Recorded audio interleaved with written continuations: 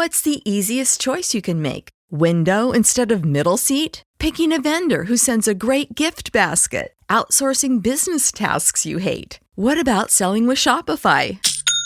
Whether you're selling a little or a lot, Shopify helps you do your thing, however you cha-ching. Shopify is the global commerce platform that helps you sell at every stage of your business. From the launch your online shop stage to the first real-life store stage, all the way to the did we just hit 1 million orders stage. Shopify's there to help you grow. Whether you're selling scented soap or offering outdoor outfits, Shopify helps you sell. Wherever and whatever you're selling, Shopify's got you covered. Sign up for a $1 per month trial period at shopify.com/try. Go to shopify.com/try now to grow your business, no matter what stage you're in. Shopify.com/try. Hey everyone, and welcome to Real Life Real Crime Daily for Wednesday, April 19th. And I'm Jim Chapman. And I'm Woody Overton. And I'm back. Mike's back. I'm Mike Agovino. What up, Mike? Good to be around the table, guys, Right. Although you moved my chair. Oh, yeah. I've got a different microphone. You know, it's just changing, Mike's. I don't know. It when you feels go, like a demotion. When you're in the top. It's like a little bit of a demotion. And, you know, I don't want to, I mean, hey, you can't. Couple things. Yeah. I heard 2 Buttafuoco's yesterday. Ooh, maybe so you did. We didn't have any porn music, Mike. Okay, no. But those are that's unsanctioned. So there are fines. But you weren't here. There are fines coming down from things that happened in my absence. That's one of them. Woody, you will get a double Buttafuoco fine for that. All right. Buttafuoco, give me another one. I'm in for 3. No, actually, I'm in for 4. Joe Buttafuoco. You're in for 4. I'm going to have to make the fine steeper. I should give you a bed bug fine as well for making me scratch all over my body after hearing that. I won't do any more Buttafuocos. But Buttafuoco. Congratulations. The first time I'm getting to see you in person after taking over the NBC airwaves on Friday night. I appreciate that. It was huge, and Dateline just dropped yesterday, y'all, their podcast version of Who Killed Courtney Coco. Yeah, but we want to kick that episode's ass. Yeah, but hey, we're right behind them. Hey, congratulations on us all 3 being in the room for the first time since we've been killing it, right? Today, or as of yesterday, probably today, it's going to be more. We are only behind Dateline's Girl in the Mustang and Dateline's regular episode. Yeah, and that episode being about you, I still want to take them out. I mean, I think we should want to. I think we should want to beat them. We took them out last week, by the way, when we were #1 in the world in true crime. Yeah, so we're in agreement. And we're still right there, y'all. Thank y'all for listening. That, you know, they're frenemies. Yeah. Hey, you know what? We don't mind spanking anybody's ass. Cindy, just to you. Oh, wow. I did. Boom. You don't have to boom that out. Yeah. Leave that in. That's right. My wife knows I love them. All right. So, y'all, welcome to the show. And you know what? Thanks for listening and everything and sharing. But let's get right down to some business. Now, first story I'm going to tell you about is out of St. Tammany Parish, and it involves the sheriff's office. Now, St. Tammany Parish is about an hour and 15 minutes from where we're recording right now. It's in Louisiana. It's the furthest eastern parish, just above and north of New Orleans across the lake. Now, I used to do all their internal affairs work, boys, back in the day. They would call me on the shit that they didn't want their own internal affairs people working, and a lot of bad stuff, a lot of stuff you'll never hear about in the news. But this one made the news. The St. Tammany Parish Sheriff's Office arrested a former employee after it was learned she was helping to bring illegal narcotics into the St. Tammany Parish jail. It began when a jail employee was checking mail, leaving the correctional center, and a suspicious correspondence was discovered. Jail investigators and detectives with STPSO, Major Crimes Unit, were contacted. The investigation uncovered evidence jail employee Brianna Sparrow was assisting individuals inside and outside the facility to facilitate bringing in illegal narcotics into jail. And yes, people, you can get any kind of dope in the world in jail. And 99% of that comes in through the correctional employees. But Sparrow was immediately fired and arrested Friday afternoon. Sparrow faces 3 counts of malfeasance. If y'all don't know what that is, that means you acted bad as a cop, right? Sparrow faces 3 counts of malfeasance, 3 counts of introduction of contraband into a penal institution, 1 count of possession with intent to distribute Schedule 3 controlled dangerous substance, and 1 count of illegal possession of a firearm in the presence of CDS. That's Project Exile. That's federal. Sparrow was booked into St. Tammany Parish Correctional Center. Sparrow has been employed with the St. Tammany Parish Sheriff's Office since August of 2022. Sheriff Randy Smith said this individual abused her position as an employee in the correctional center and used that position as a means to bring contraband into the facility. Well, y'all, it happens. All right. And it's unfortunate. I'm sure the correctional officers are making just above minimum wage. People succumb to the almighty dollar. And I'm telling you, it happens every single day. You know, and you know what a big one is now, besides dope that they smuggle in? Probably the biggest illegal item. Guess what it is? Cell phone. Absolutely. And then we didn't have that problem back in my day because they didn't exist when I worked corrections. And they were as big as freaking phone books. So if you smuggle them one in, you had to bring it in the big phone bag in the early 90s, the first one that came out. But you know why, Mike? Because they like to watch Joey Buttafuoco porn. I'm just teasing. 5 people, count along with me. No, seriously, think about it. If you have a cell phone, you don't have to wait in line. You can FaceTime. You can do all this shit and look at porn. Okay, but don't they find those immediately? Yeah, not immediately. I mean, sometimes guards are paid to look the other way, or COs are paid to look the other way, but they rent them out. That's a big form of currency now. They rent them out to other inmates to go put it in their spank bank and whatever they do with them, call mom or whatever. But it's currency. But back to this idiot bringing all this bullshit and carrying a firearm with your CDS. Yeah, you're going to prison. Yeah, crazy story. And we'll bring you on to Livingston Parish. And a Livingston Parish sheriff's deputy shot an armed man who pointed his gun at authorities responding to a domestic disturbance near Springfield. And those are always tough calls and a lot of emotion. Deputies responded to this disturbance along Highway 22 south of Springfield just after midnight Saturday. After their arrivals, they encountered a male subject armed with a handgun in front of a residence. After numerous attempts to have the subject comply orders to disarm, the subject then pointed the gun at the deputies. Yeah. One deputy fired a single round, striking the subject. Deputies rendered aid until first responders arrived and brought the unidentified man to the local hospital for treatment. He is in critical but stable condition. No other injuries were reported, and the incident remains under investigation. The deputy was placed on leave, which is policy of the department. And the Ascension Parish Sheriff's Office is assisting in the investigation. Why would Ascension Parish investigate that? Probably because, let me digress on. I have a lot of thoughts on this. I can't tell y'all how many times I've responded to 911, 103Ds is what they call them, domestic violence 911 calls. That is the single most dangerous call. More cops get killed responding to that type of call than all the other calls combined, period. And why? Because you're showing up at people's worst time, and what is more in anger and involvement than when you're arguing with your spouse, your significant other, right? So I have pulled up, and I'm not going to mention any names. I've pulled up. I've had a guy come out one time and waving the gun just like this. We draw down on him, and he ate his pistol right in front of us, blew his brains out.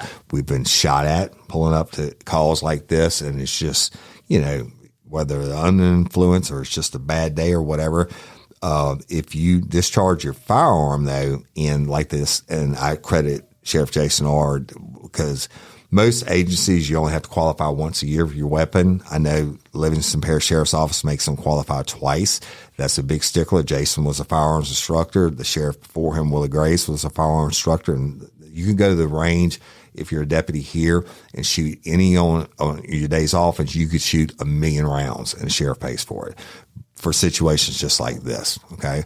So they shoot him and they bring him down. It's got to be investigated. Normally, you would call in Louisiana State Police investigators to handle the deal. Maybe they couldn't get them. They didn't have anybody on duty when this happened. And now this is in the extreme southern part of the parish, which actually butts up to Ascension Parish. So I imagine they call Sheriff Weber and was like, hey, can you send somebody out so it's a non-biased shooting investigation. So was that kind of like your one with the naked lady in the 2-story trailer? Wasn't that a domestic dispute call? That was absolute 91103D, but that wasn't the 2-story trailer.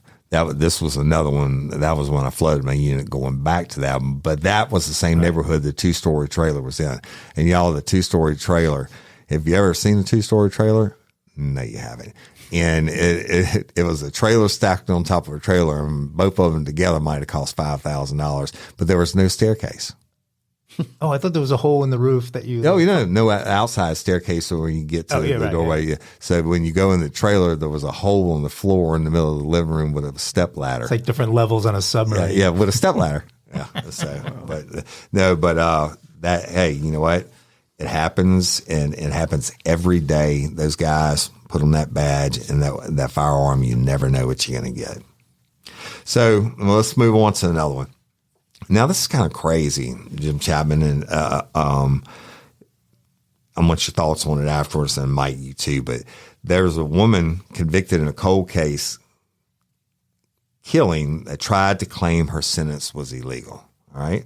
So a woman who pleaded guilty to manslaughter in exchange for leniency tied to the killing of Gary Kurgan in 1984 claimed the sentence she received was illegal and asked the court to correct it. Things took an interesting twist when Layla Mullah withdrew her request this month. District Attorney Hiller Moore said that was a smart move. And y'all, I'm a huge fan of Hiller Moore. He's a great guy. He's one of the best ever. But Hiller says, we could have tried her for murder. And we think the agreement we made was fair. She could have received a lot more, and I guess she had buyer's remorse, right? As part of the plea in 2014, Mullah received 30 years for manslaughter and armed robbery. She was ordered to serve at least 85% of it and testify against Ronald Dunnigan. Dunnigan was convicted of second-degree murder in 2015 following her testimony and is serving a life sentence. Mullah claimed her sentence was illegal and her case was set to be heard on April 17th. This is somewhat unusual for us, Hiller Moore said. It was clear in these circumstances we were scratching our head. Moore said what she did is very rare, agreeing to the plea out to the crime where her sentence is spelled out and then claiming the sentence was illegal. So, y'all, when you take a plea bargain in the state of Louisiana, that means you don't have any appeals. Okay, that's part of the plea bargain. So they cut out all this BS in the future. Now this girl's coming back later and saying, "Oh, my sentence was illegal. I'm going to appeal it." Well, the problem with that is if she'd have done that, then they could have gone back and charged her with the murder and the murder for hire, and likely would have. And she would have got second. Oh, Hiller would have hammered her, or his top ADA would have hammered her, and. Y'all, it was a cold case that they just solved, obviously, in 2014 and 2015 when they took these sentences. But Mullah and Dunnigan are both serving time for the killing of Gary Kurgan. Kurgan was a businessman, and prosecutors said he was last seen on Byron Street in Baton Rouge. Investigators found Kurgan's blood in a car that was found in Metairie, but there was never enough to formally charge Dunnigan with the murder. The case went cold until DNA test provided new information bringing the duo to justice. Kurgan's body was never found. So, that's it. So what part of that did she allege was illegal? Oh, I'm sure she was going to say She was coerced into taking a deal. Well, I was thinking about that, Jim, and I think that it's under the new under the new trial guidelines, it would be 12 out of 12 instead of 10 out of 12. That's what I'm thinking. She's going to say, oh, you know what? You gave me that sentence, and this was, you would have to prove me 12 out of 12 now instead of 10 out of 12 like it was back in 2014. That's what I was thinking. I was guessing. I may be wrong. I don't know. It could be absolutely right. And just crazy because you don't almost ever hear about someone taking a plea deal and then trying to, it's illegal. Go back on the plea deal. When the judge reads out your plea bargain, you say, they say, you understand that they bring this long list of effing instructions and then say, we've asked Woody to clean up his language. Yeah, they try to get my potty mouth out.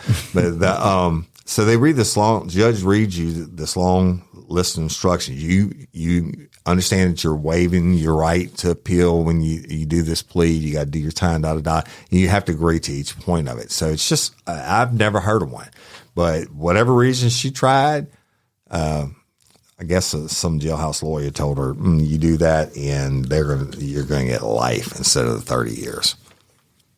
But you know what? 30 years for manslaughter, that's the maximum for manslaughter. But armed robbery is 99 years, up to 99 years. So she really got a sweetheart of a deal. Yeah, and she figured that out. That's probably why she withdrew it. She'll be up for parole and 85%. So that's like 20, 30 something should be out.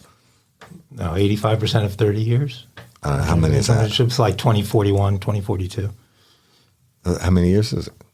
It's like 27 years. So add that to, so that's boom. 34. No, this Woody Math Report brought to you by HelloFresh. Yeah, that's why I was never a mathematician. You don't have to take it out. All right, so y'all were, kind of raw and unscripted, but moving along. This is turned into kind of a tough job market out there, and people are doing all kinds of different creative things to try and land jobs. And in Nashville, a National Guardsman applied for kind of a unique job. A 21-year-old member of the Air National Guard in Nashville is now facing federal charges for allegedly trying to get a job as a hitman and uploading his resume to a parody website. He didn't get the parody part. On Friday, April 14th, the U.S. Attorney's Office in Nashville announced that Josiah Ernesto Garcia was charged in federal court with use of interstate facilities in commission of murder for hire. So here's how this works. Back in February, Garcia allegedly looked online for jobs as a mercenary because he was in need of money to support his family and came across the website www.rentahitman.com, which was created in 2005 in order to advertise a cybersecurity startup that went belly up, but the site remained live. So the website includes fake testimonials, such as one from a fake woman named Laura from Arizona who wrote, quote, "Caught my husband cheating with the babysitter, and our relationship was terminated after a free public relations consultation. I'm single again and looking to mingle. Thanks, Guido, and Rent a Hitman." Oh, my God. Another part of the site read, "Let's face it, we've all had a relationship or two that you wish would go away, but didn't know how to end it. Look no further and let Rent a Hitman take care of the dirty work for you. To get started, submit a service request form, and one of our highly skilled relationship advisors will provide you a free consultation." Relationship advisor. Hit. So Garcia allegedly sent an inquiry on the site indicating that he was interested in obtaining employment as a hitman. The U.S. Attorney's Office alleges that Garcia submitted official documents and his resume, adding that he gained the nickname, quote, Reaper, in the Air National Guard because of his marksmanship and military career. So adding some qualitative elements to his application. He reportedly said he wanted to go to work as soon as possible. So he began communicating with an undercover FBI agent, posing as someone who wanted an individual killed. The FBI agent offered him $5,000 for a hit, and the two met at a park in Hendersonville, Tennessee, just outside of Nashville. The U.S. Attorney's Office said the FBI agent gave Garcia, quote, a a target packet of a fictional individual, which included photographs and other information about the individual to be killed, as well as a deposit of $2,500. Garcia allegedly agreed to the terms and then asked the undercover agent, quote, if he needed to provide a photograph of the dead body. FBI agents then swooped in and arrested him. They searched his home where they found an AR-style rifle. Garcia faces up to 10 years in federal prison if he is convicted. And the story almost makes me rethink my stance on big tech and government spying on citizens. It's a catfishing scheme for murderous morons. The people who are laughing the hardest are the FBI agents, because prisons are full of dumbasses, and this guy was this guy's most dumbass. Definitely one of them. Rentahitman.com. Rentahitman.com, and he took it serious. I wonder if the site's still up. I didn't try and go there. I actually don't. They probably keep it up. Don't break down the front door. Keeping it up just in hopes that another idiot like him will come along. Spark something uncommon this holiday with just the right gift from Uncommon Goods. The busy holiday season is here, and Uncommon Goods makes it less stressful with incredible hand-picked gifts for everyone on your list, all in one spot. Gifts to spark joy, wonder, delight, and that's exactly what I wanted feeling. Hey, y'all, I ordered a super cool piece. It's a candle with a sculpture of an LSU's Tiger Stadium on top of it. And each officially licensed laser cut wooden replica features up to 4 layers of detail, creating a bird's eye view of a specific football field, seating section, and more. And every label includes your stadium's name, the team's logo, and school location. And it has a coconut, soy, vegan wax infused with sandalwood smell that creates tailgates and touchdowns scent profile, reminiscent of game day. It's invigorating like fresh cut grass and nostalgic like smoke from a pre-game grill, and calming like the crisp autumn air of a new semester on campus. Y'all, I love it. I have it at the base of my TV, and I'm ready to watch the Tigers play on Saturday night, right? Uncommon Goods. Look, when you shop at Uncommon Goods, you're supporting artists and small independent businesses. And many of their handcrafted products are made in small batches. So shop now before they sell out this holiday season. Uncommon Goods looks for products that are high quality, unique, and often handmade or made in the U.S. They have the most meaningful, out of the ordinary gifts anywhere. They even have gifts you can personalize. From holiday hosts and hostess gift to the coolest finds for kids, to hits for everyone from the book lovers to diehard sports fans. Uncommon Goods has something for everyone, not the same old selections you can just find anywhere. And with every purchase you make at Uncommon Goods, they give $1 to a nonprofit partner of your choice. They've donated more than $3 million to date. So to get 15% off your next gift, go to uncommongoods.com/RLRC. That's uncommongoods.com/RLRC for 15% off. Don't miss out on this limited time offer. Uncommon Goods, we're all out of the ordinary. Hey ladies, are you feeling overwhelmed by hormonal changes? Well, you're definitely not alone. There are more than 1,000 hormone disruptors living in our environment right now. It's in your food, your water, the air you breathe, the clothes you wear, your skincare products. They all mess with your hormones. Then there's the natural hormone changes your body goes through, premenopause, menopause. And while it's a natural process, it doesn't mean you have to suffer through it. The good news is you don't have to suffer through it anymore, because now you have Hormone Harmony, a formula made only with herbal ingredients that are shown to reduce hormonal symptoms in women of all ages. Hormone Harmony is not just a hormone support and supplement. It's become a phenomenon. Women can't stop talking about it on social media. A bottle of Hormone Harmony is sold every 24 seconds. And the biggest benefit? Well, my wife says it makes her feel like her own self again. And that's what women mention over and over in the reviews. And there are over 30,000 reviews for Hormone Harmony. And for a limited time, you can get 15% off your entire first order at happymammoth.com. Just use code RLRC at checkout. That's happymammoth.com and use code RLRC for 15% off today. That's happymammoth.com and use code RLRC. So, look, I'm going to take you to the next story. It's about another airman, or airman or airboy is accused of classified leaks. A 21-year-old member of the U.S.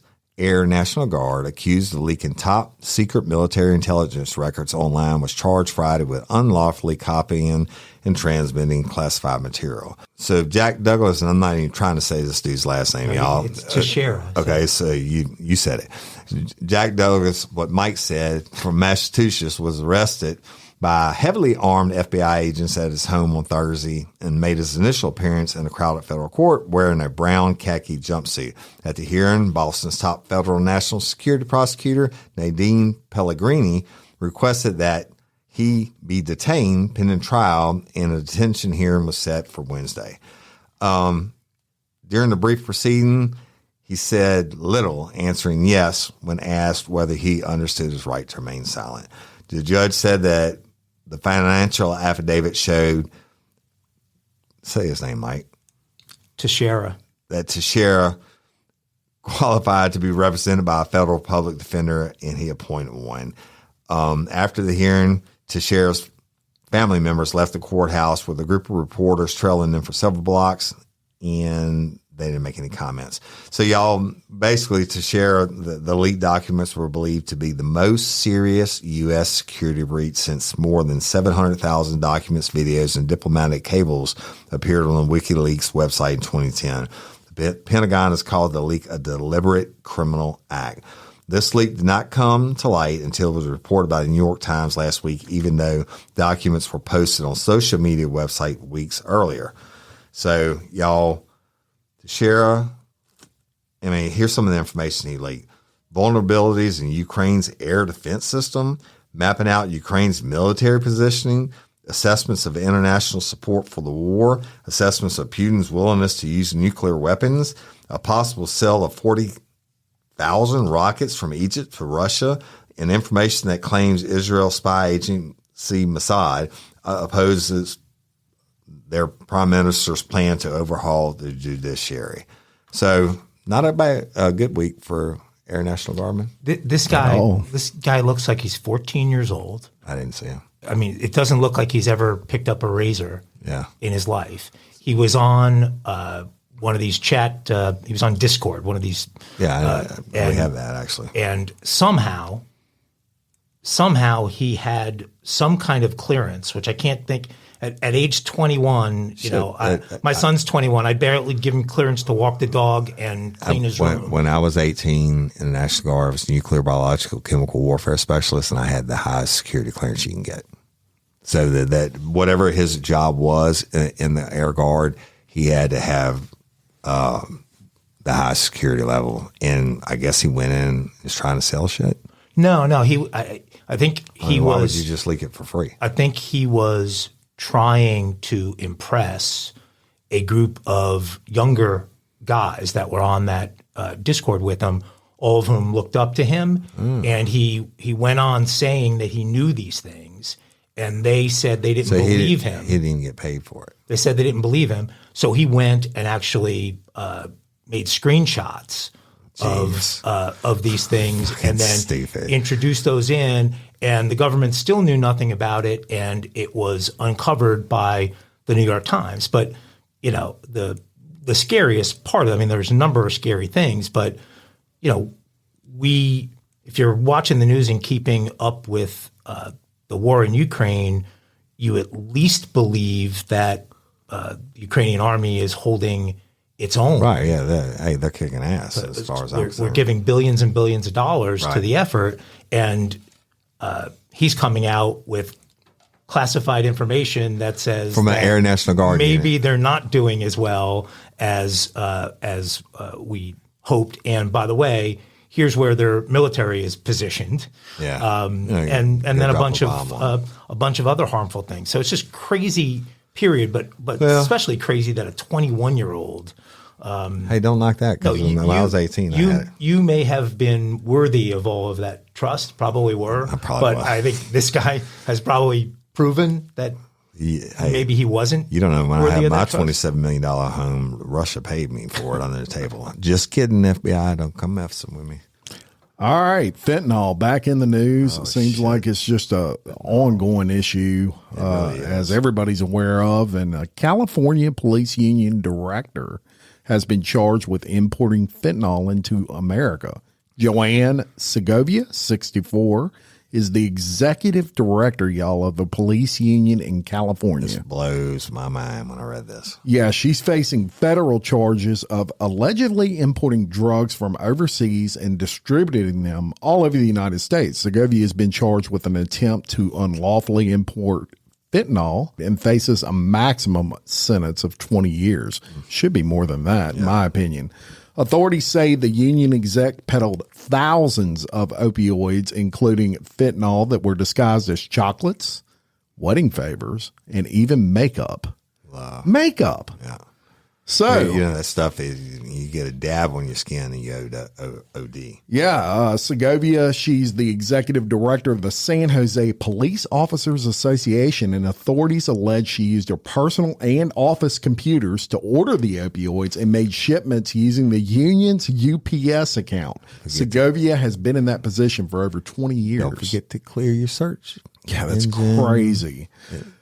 She shipped at least 61 shipments containing drugs from countries including Hong Kong, Hungary, India, and Singapore to her home between October 2015 and January of this year. So even before fentanyl was fentanyl, she was doing this stuff.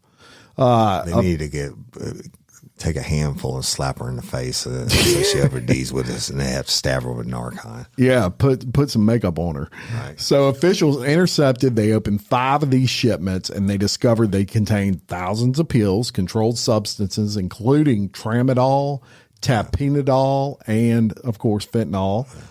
In February of 2023, get this, she was actually interviewed by FBI. Still, she continued to order drug shipments, even after the interview. Yep. She even ordered a package in March containing fentanyl seized by federal agents in Kentucky. So this lady, even after the pressure was on, she was still ordering. Yeah. I would assume, y'all, that she's ordering through the dark net. Probably, you can't even get on the dark net unless you use a Tor, but the feds are onto those websites. They're cracking down on them. That. Yeah. So the average sentence for fentanyl, for those of you wondering, is 58 months, and 95% of these offenders were sentenced to prison in 2021. So they're cracking down heavy on it. That's federal sentencing. Yeah. What did you say? Hong Kong, India. Where else was she? Hungary, Singapore. So look, when you get on the dark net, these different websites that have you can get any drug in the world, but they ship from all over the world, right? And it's because like coming from China, the Chinese, customs agents got used to scanning packages from China, right? So China will ship it to India or somewhere else, and then have somebody there ship it to the U.S. So you still think it's originating in China? Oh, I mean, I absolutely. Okay, because I was going to say, isn't that pretty risky stuff with the cartel? I mean, the cartels would have just they're getting it ended her. They're getting it from yeah. But she's doing it on her own. She obviously made a good living at it, and living dangerously. That's for sure. Certainly a major problem, and fentanyl deaths, they continue to rise. Actually, 70,601 overdose deaths in 2021 alone. So and it's going up. It's going up. In 2022, it's gone up a lot more. And again, y'all, remember I told you it's the law of supply and demand. That you can take a teaspoon of fentanyl and you get a kilo of cocaine, and you can make 3 kilos of cocaine by adding just a little bit of fentanyl and a bunch of baby formula, right? And it'll kill you in a heartbeat. And when I said whatever happened, and I said this on the last episode, whatever happened in the good old days of going down to your local strip club and getting some honest drugs. Now you can't do anything. If you're going to get you some weed and hope they didn't put fentanyl in it. Well, here's the crazy thing, and we're going to post this picture on the Real Life Real Crime Daily Facebook, but if you look at this woman, she looks like Barbara Billingsley from Leave It to Beaver. I mean, She just looks like a clean-cut grandma figure. Yeah. You won't believe it. I wonder what she has in her closet. Well, we didn't plan this, but I guess we're going from one grandma drug kingpin to another grandma drug kingpin. Death row grandma. drug kingpin in this case. Death Row Records. This is a crazy story. It's actually not fentanyl. It's a cocaine story, and it goes back a little bit. It might have fentanyl in it. It might. In time, but so this is all occurring inside of Indonesia. Where's that at? Bali. You've been to Bali? No. Okay. Not planning on going. Oh, I'm not knocking on the Bali. You want to go to Bali. You definitely want to go to Bali, yeah. They got Inside a hellish Bali prison is a drug smuggling British grandmother who is to be executed by firing squad after she was caught with over 10 pounds of cocaine in her suitcase. Okay, so she was basically a mule. This lady, her name is Lindsay Sandiford. She's now 64. She's awaiting the date of her execution in this prison that's supposed to be just an absolute nightmare known as Hotel K in Indonesia. She's the grandmother of two. She was locked up in this, it's called Kerobokan Prison or Hotel K in 2013 after she was caught flying into Bali from Bangkok with a little over 10 pounds of coke. And she's now spent 10 years on death row. Was it like in her luggage or strapped underneath her breast or something? No. They might have thought her breasts were sitting No high. breast strapping involved. 10 pounds of cocaine, 5 per breast. She looked like Dolly Parton. Smugglers face severe penalties in Indonesia, and around 80% of the prison's population I'm definitely are not locked going to up Indonesia. on drug charges and are waiting to be executed. I'm definitely not going to Indonesia now. Okay, definitely don't hide anything under your boobs, any kind of contraband. I got man boobs. The Brit, Not anymore. This Brit who's from Yorkshire, who had no previous convictions, claimed she was forced, by a UK-based drug syndicate to smuggle cocaine from Thailand to Bali. Well, They threatened her life, and they threatened the life of her 2 sons back in Britain. This is her story, right? She received a death sentence despite cooperating with police in a sting operation that arrested multiple members of that syndicate that she was the mule for. So this has sparked an outcry from human rights lawyers and other people about the extraordinarily severe treatment. So she's been transferred to a place called Nusa Kambangan, known as Execution Island, where she will be shot by a firing squad at midnight on, what's the date, Mike? Midnight on, I'll tell you the date in a minute, with up to a dozen other condemned prisoners. they shoot them all at one time? If her death penalty is carried out. She's been fighting this for a long time. So she won't be lined up on the wall by herself with a cigarette in her mouth, blindfolded. no, not unless everybody else gets out of it. It'd be like 20 of them. The British government has repeatedly refused to fund her appeal, despite a ruling from Supreme Court judges in London who said, quote, substantial mitigating factors have been overlooked in her original trial. I know why they're not funding her appeal, because she can't vote. No, here's what this was Mike's lone serious story, and it's falling apart as we speak, folks. The syndicate's alleged ringleader, a guy by the name of Julian Ponder, 50, from Brighton, was freed from that what they call Special K prison in late 2017, following rumors that more than £1 million in bribes were paid to drop trafficking charges against him. His former partner, Rachel Dougal, and fellow Brit Paul Beals all served some time, Dougal 1 year and Beals 4 years for their involvement in the conspiracy, but they were also released. So the folks who ran the syndicate all released with money trading hands, while Grandma sits there facing execution. And I think she is at this point out of appeals. She's had 10 different lawyers over time, and she's throwing in the white flag, saying, if she even tried to focus on the legal process at this point, she'd just get angry and bitter, and so she's just ready to be shot and killed. I wonder if they get a last meal, Jim, like on Bloody Angola. Look, Woody, you're going to feel bad. Look at this poor grandma behind these bars. Hey, money talks, bullshit walks, and she says they threatened her life and threatened her son's. Hey, I watched the show, one of the only crime shows I watch. I think it's called Almost Got Away With It or some shit like that.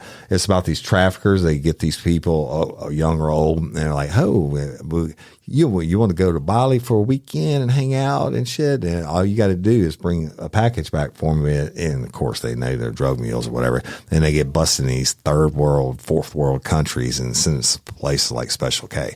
I just want to know. Does Indonesia? It's Hotel K, not Special K would be the cereal. No, Special K is a street drug, a horse tranquilizer. That's just showing our. Have you never played Grand Theft Auto, Mike? I want to know if, and I want somebody out there, or one of our lifers in Indonesia, to tell me this. In China, when they execute you by firing squad, they mail your family the bill for the bullet.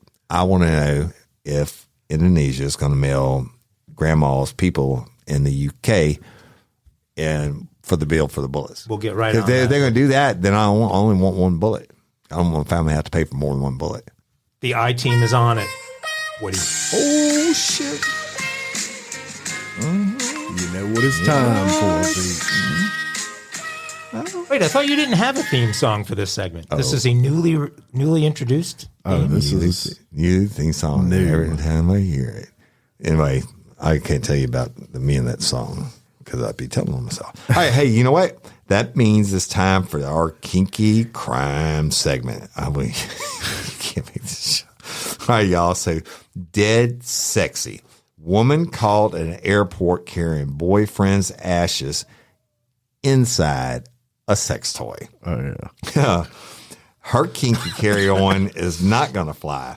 An Australian law student was caught passing through airport security with her dead boyfriend's ashes hidden in a wearable sex toy, she said in a viral TikTok video. I mean, hey, we know about those. Yeah. But it's not the sex toy, y'all, the TikTok videos.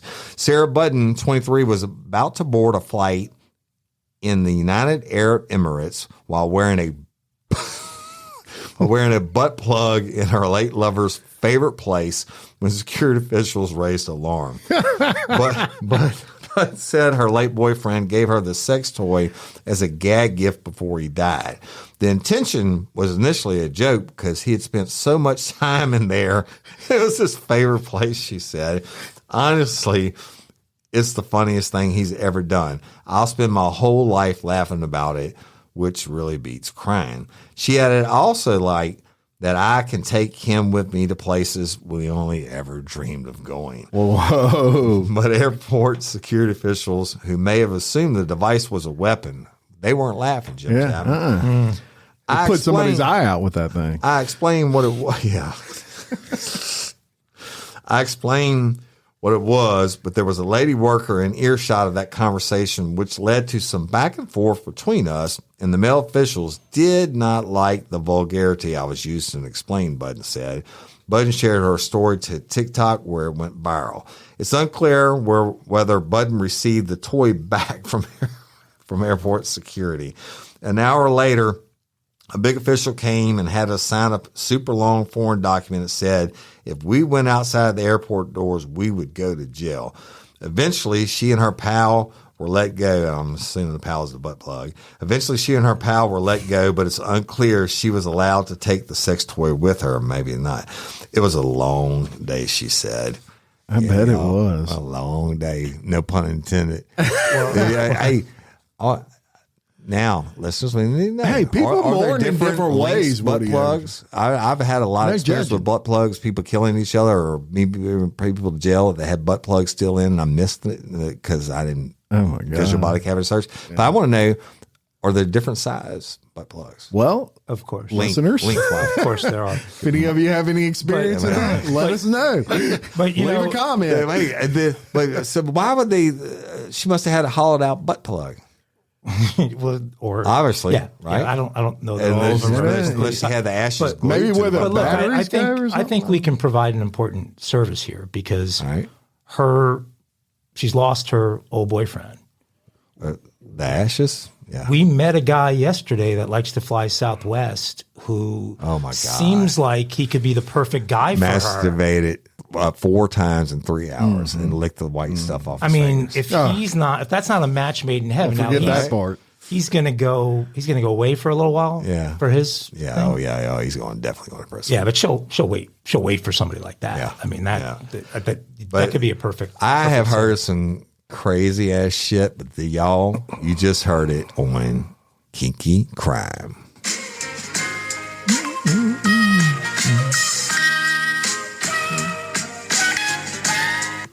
Hey, y'all, let me tell you about Gobble. All Gobble meal kits are pre-prepped. That means less work for you and less waste in your kitchen.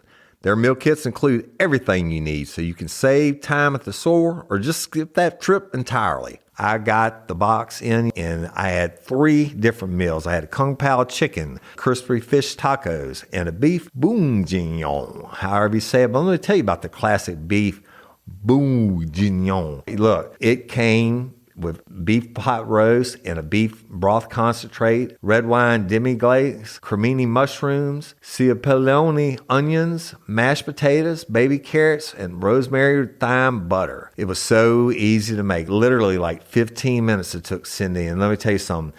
And all the dishes were fire, but this thing was like a taste explosion in my mouth. It's just unreal.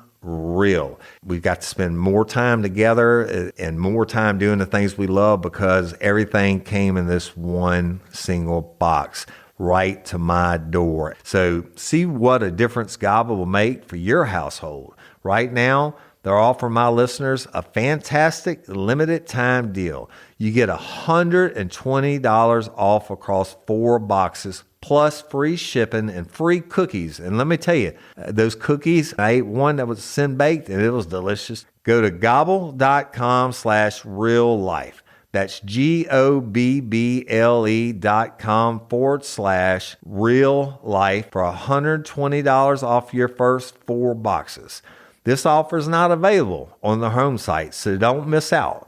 This is genius. It's taste explosions in your mouth like you never had. What's the easiest choice you can make? Window instead of middle seat? Picking a vendor who sends a great gift basket? Outsourcing business tasks you hate? What about selling with Shopify?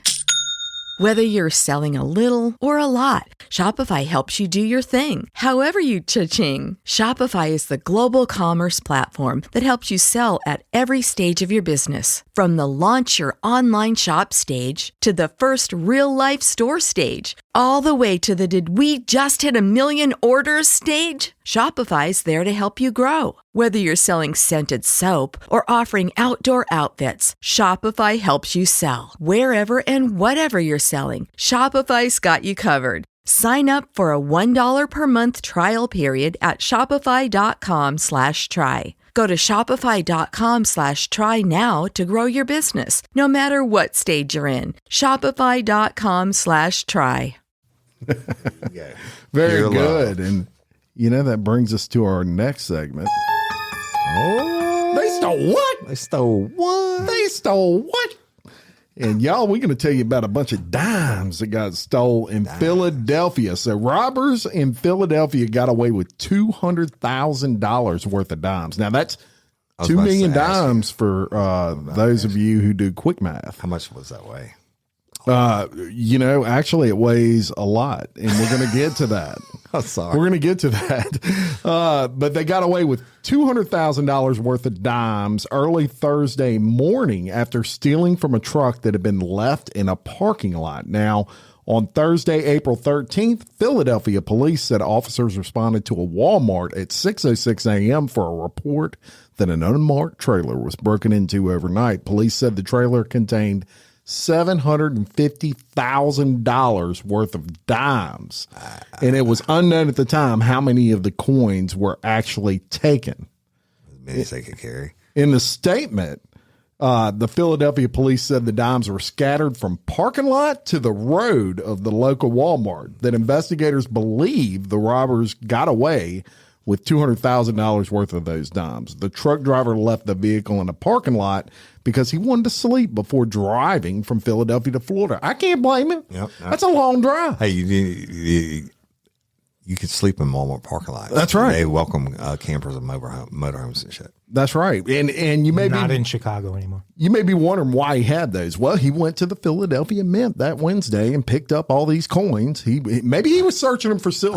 I've done that. I bought rolls searching for buy silver and stuff too. Yeah, pre-1964 for those of you that are curious. The Real Life Real Crime Analytics team actually weighed in on this one. A U.S. dime weighs 0.085 ounces. So a dollar's worth of dimes weighs 0.85 ounce. Now, get all that in your head and understand that $200,000 worth of dimes therefore weighs 170,000 ounces or 10,625 pounds. Okay, so that eliminates that they were on foot. There you go. There was a shit ton of them. That's right. And police say they're looking for a group of at least 10 who were wearing all black in a white Dodge Ram pickup truck. Yeah, because Walmart's got cameras. That's right. They got cameras. And let me tell you, if you're curious about what the payload is on a Ram pickup, it's 1,200, 2,300 pounds, which explains how half of them spilled all over the road. I bet it was low riding. Low riding, baby. Wait, they put 10,000 pounds on a truck with a payload of 1,200. Well, they attempted. Yeah, they did. No, that's the one. The amount is what they got away with. Yeah, well, they must have done it because that payload's 2,300 pounds. Wow, yeah, because they got 5 pallets of the dimes. That's right. Now, how are they going to get rid of those? Well, Coinstar needs to be on the lookout. Yeah, somebody. Any Coinstar, look out. Payphones don't even take dimes anymore. That's it. Right? Do they have payphones? But how could you? You would have to. No, so if you were sitting there with that right now and trying to figure out how to turn it into cash, paper cash, right?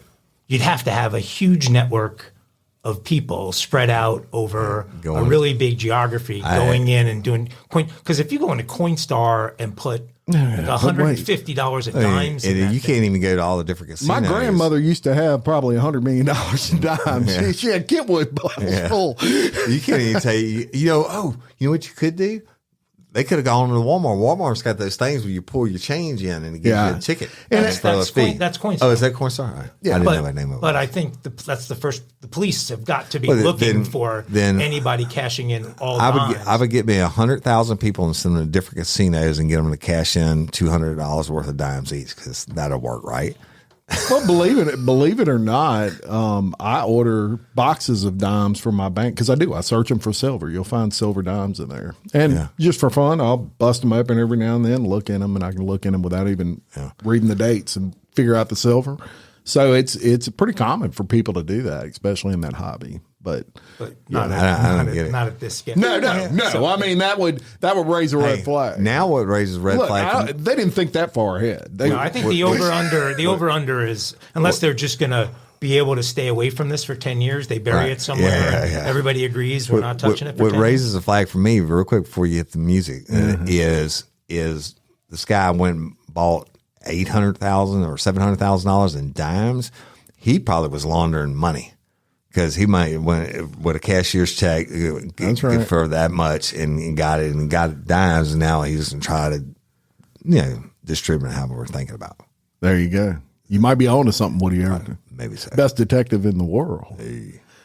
All right, so we hope y'all enjoyed today's. They stole what? Okay, folks, we're going to bring it back to a pretty serious story.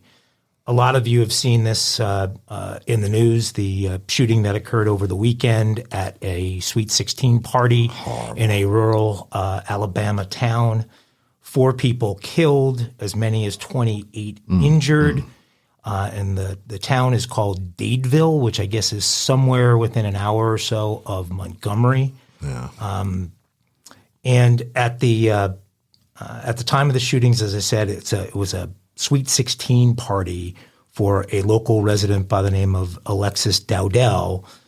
And unfortunately, her older brother and her mother were among the people shot. And unfortunately, her older brother lost his life, and he was apparently a good high school football player who had a scholarship to Jacksonville State in the fall, and so.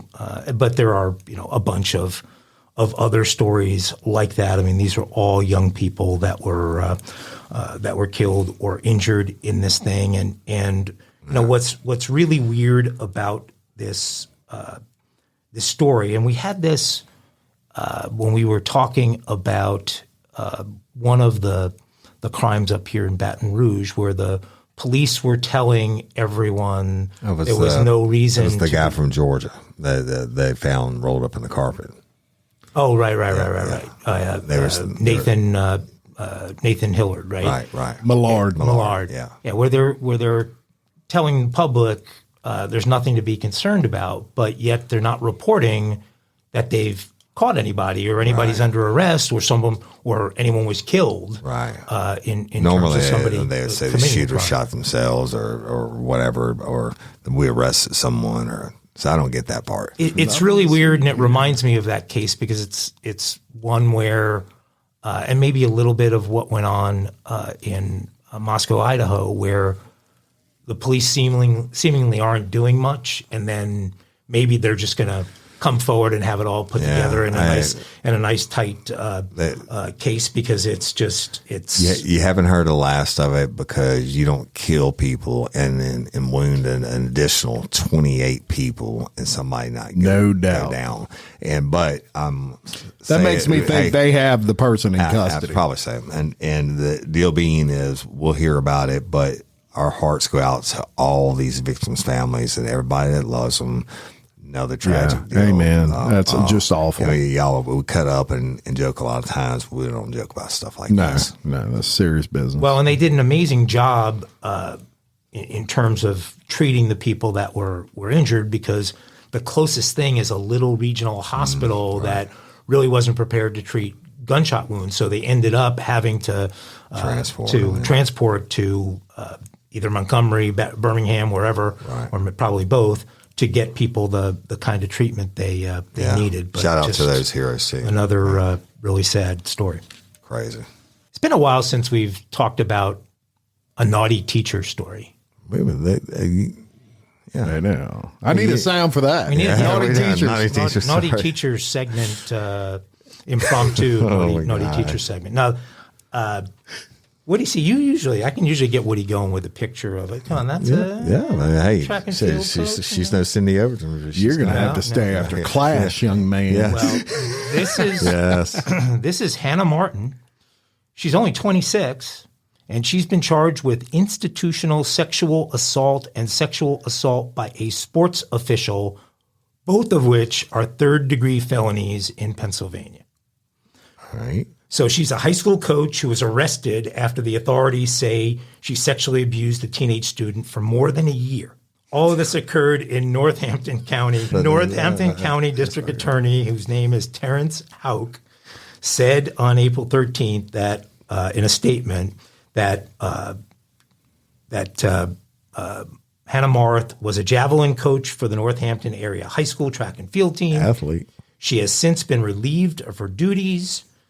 While Marth was working at the high school, she was allegedly involved in a sexual relationship with a 17-year-old boy in the track and field program that began in May of 2021. Okay, so you got more. Investigators learned that on May 22nd of 2021, she allegedly texted the student athlete around 2 a.m. Not an appropriate time to be texting, probably not appropriate to be texting at all. That's called a booty text. Yeah, invited him to her Lehigh Township home for sex. There she, quote, initiated sexual contact with the victim, the release alleges. I wonder how long it took a 17-year-old boy to get there. Hannah later confessed to police in an interview that she had, quote, romantic involvement with the boy in May of 21. The teen allegedly told investigators that he and Marth were in a relationship that lasted until October of 22, so they were together a year and a half. A trusted relationship between a student athlete, an athlete's parent, and a coach can be a vulnerable one, according to the DA. An abuse of that relationship shows a coach's blatant disregard for the well-being of those she or he coaches, and above all, the law. This defendant defied that trust, and she will be committed. And when she committed this alleged crime against the victim, she was arraigned on the charges on April 13th and is being held on $75,000 bail. Her preliminary hearing will be on April 27th. Are you finished? I was trying to bite my tongue. I just got a couple thoughts. I'm finished. Real quick. First of all, we never take lightly child rape charges, okay? This dude's 17 years old in Louisiana. At 17, you can be charged as an adult or minor. Here's what happened. I'm going to go out on a limb. I wasn't there, but I'm going to tell you what happened. You weren't there? I wasn't. I think we've all been there mentally. We just weren't there. What I'm saying, This what just happened, in. Woody was the student. I wasn't there at that location. What I'm telling you is this. It happened. The sex part, right? Obviously. The difference between them and 30 years or 35 years ago when Jim Chapman and I and Mike were in high school is we didn't have text. Right. If you were going to be 17 and hit your teacher, nobody was going to know about it unless you told your friends, right? So I guarantee what happened. You would, of course, tell your friends. Absolutely, but I guarantee what happened on this is his mama found that text and it got turned into the shit show it was, because that 17-year-old, and he already said it went on for several months. The sexual relationship. A year and a half. Oh, sorry, a year and a half. Well, yeah, so then he it might have been 16. Under, but then shame on her. Shame on her. Yeah. But it doesn't mean matter. You're right. He can't consent. He can't. I retract my statements. But no boy in my era would have told at 16. It's like except his friends. What? Except who? To his friends. Yeah. Right. So shame on her for doing it, and she should go to jail. Amen. Do we have a sound effect? We have a sound effect for today in true crime history for April 19th. Look, guys, when I looked up April 19th, it blew my mind the interesting crimes that happened back then. So let's go back to 1932.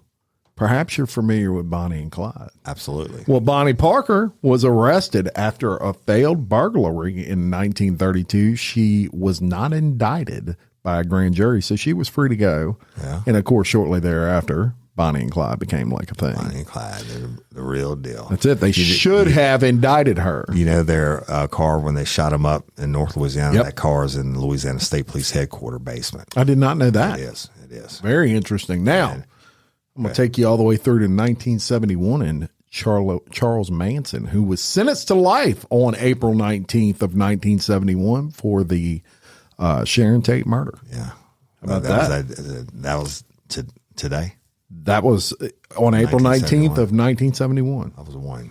You were one. You weren't even itching your daddy's pants. No, I wasn't.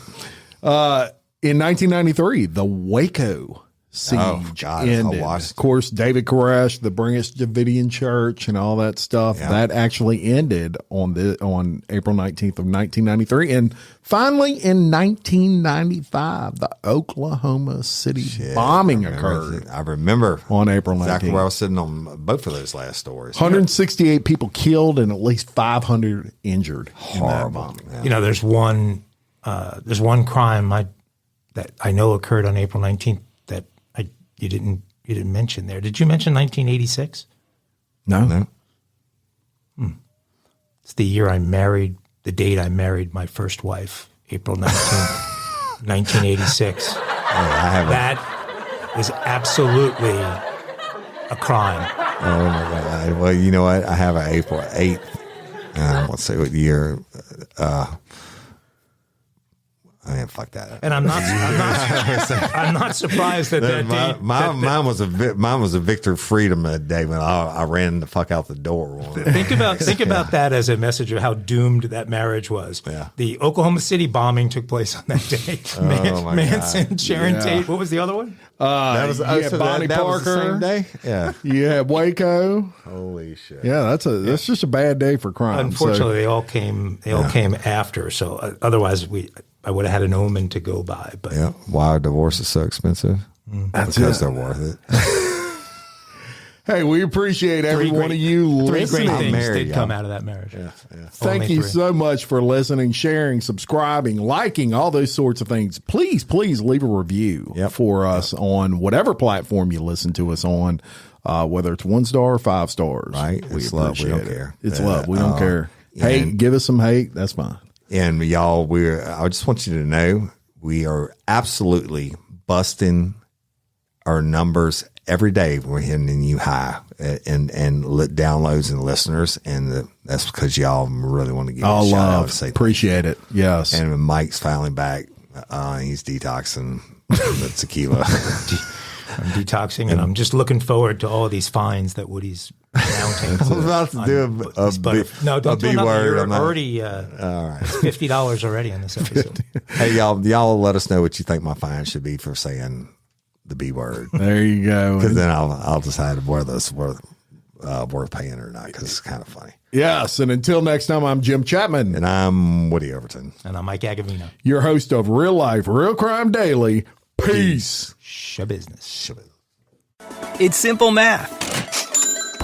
Tim Hortons 2-3-4 menu fills your mornings without emptying your pockets. $2 gets you a hot coffee or a classic bagel. $3, try a sausage and cheese English muffin or 2 classic donuts. And for $4, enjoy an egg and cheese croissant or an iced cap. Do the math. It all adds up to delicious deals. Only at Tim's. The Tim's 2-3-4 menu is available until 2 p.m. at select Columbus, Ohio restaurants. Terms apply.